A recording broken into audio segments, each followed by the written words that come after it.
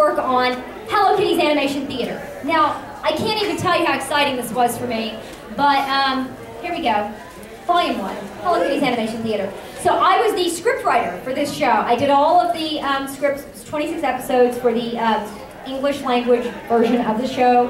I did all the songs, the opening and closing theme songs, all the little songs that they sang in the show. It's fairy tales, that's what it is, and that's one of the reasons I loved doing this so much, because it was for the most part stories that we would all be familiar with: The Emperor's New Clothes, The Boy Who Cried Wolf, Snow White and Seven Dwarfs, all these kind of fairy tales that we pretty much know. And in fact, all of them were Western stories, except for there were 2 Japanese stories. There was The Bamboo Princess and Momotaro the Peach Boy. And so what they did is they took different Sanrio characters and they inserted them into the title roles. So it wasn't just Hello Kitty in this, you had a lot of the other characters. One of my very favorites was actually The Emperor's New Clothes, which starred Hangiodon, which is a little fish guy. And he came out about 30 years ago from Sanrio, and I don't think he was ever really big over here, but now they're doing a big push on it. So you can actually buy Hangiodon merchandise in the Sanrio stores right now. Greg Ayers did this character, and I'm telling you, if anybody was ever born to be a fish emperor who was naked, it was Greg Ayers. He was fantastic in that part. And there was, Bad Bat's Mirror was the boy who cried wolf. He was very naughty. Anyway, so there were auditions, obviously, for the parts in this show, and I had heard that actually Mr. Tsuji, who wanted to select the actor who would be voicing Hello Kitty, that he was really a big fan of a previous Hello Kitty TV series that had come out. It was dubbed in 1994 in Canada, a show called Hello Kitty and Friends that was also distributed by ADV. But a lady named Karen Bernstein, who I believe also worked on Sailor Moon, or at least worked that same studio up in Toronto. Anyway, he really liked her voice as Kitty, and so he wanted someone who sounded like her. Now, since I had seen Hello Kitty and Friends, I knew exactly who it was going to be, and I was totally right. It was Monica Rial. She was supposed to be here this weekend with us. She wanted me to send her apologies to you for not being able to attend. Her father is ill at the moment, so she's helping take care of him. Anyway, interesting fact about Monica Rial, her first job when she was in high school, she worked at a Sanrio store. And then, years later, she grows up, becomes a voice actor, and she plays Hello Kitty. The other thing... Is it weird?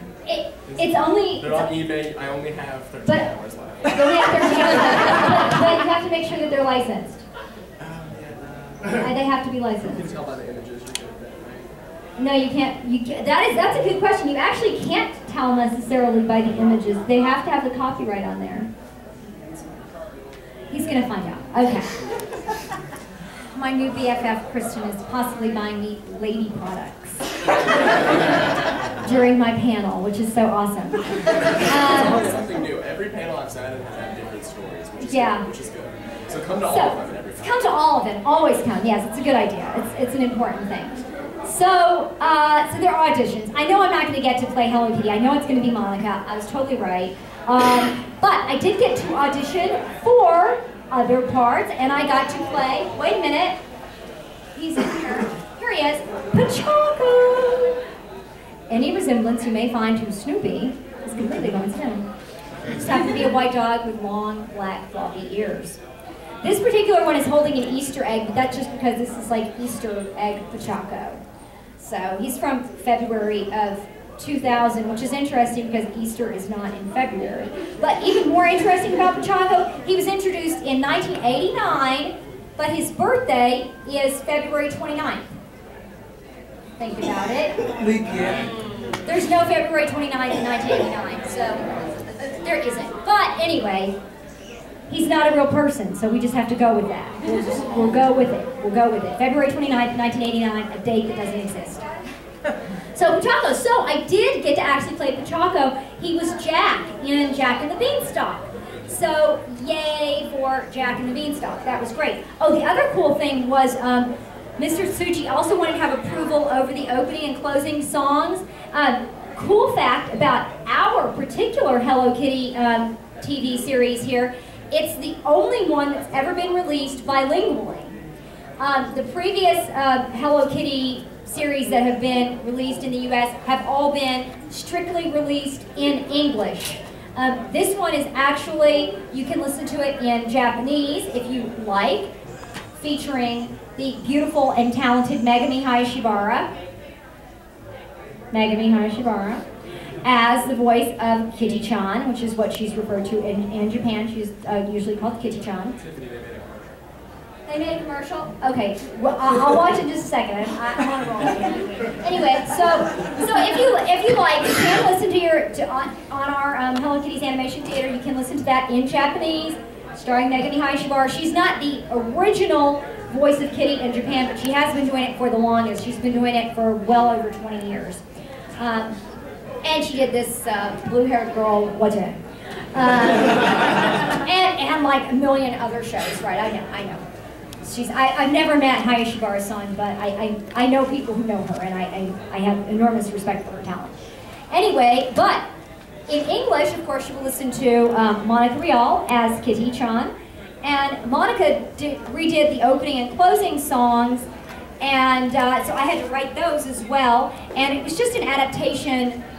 You know, the lyrics were translated, and I did an adaptation, because if you ever watch anime, and you try to kind of sing along, and have that English translation, you cannot sing that with the music. It is not, yeah, it's just, I promise you, it will not happen.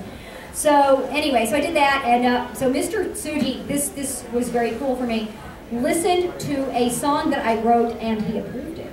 So I am awesome. Please admire my coolness from where you are. Please admire it from over there. Right, so we did this. There were 26 episodes altogether. So after we did the first volume, then we did the second. It came out in 4 volumes. Back then, you didn't get like all 26 episodes at once. You had to wait for it. It was a terrible, terrible thing that we did to people, but that's how it was. So let's see, the second, second volume. I played this little monkey dude. His name is Monkichi. He does not always have a Santa hat. This is just a Christmas version of Monkichi. He is missing one of his little pink cheek things, which got lost at a convention at a time gone by. So anyway, so there's Monkichi. He was in an Aesop's fable. It's called the Gold Axe and the Silver Axe. Honesty is the best policy. I don't know if you guys remember that story, but anyway, there you go. So there was Monkichi. And so what happened when I started working on this show, besides becoming even more obsessed and far too knowledgeable about Hello Kitty, is that I became very obsessed about purchasing character goods merchandise for the characters that I actually played. So I have, you know, like a toothbrush, toothpaste, toilet bowl cleaner, any kind of merchandise you might imagine for Pachako. I have a ton of merchandise for Monkichi. My very favorite thing, which doesn't actually work anymore because it needs more lighter fluid, it is an actual Monkichi cigarette lighter. Now, I know in this country it is frowned upon to put adorable cartoon characters on a cigarette lighter, but in Japan, they don't have a problem with that. It's okay.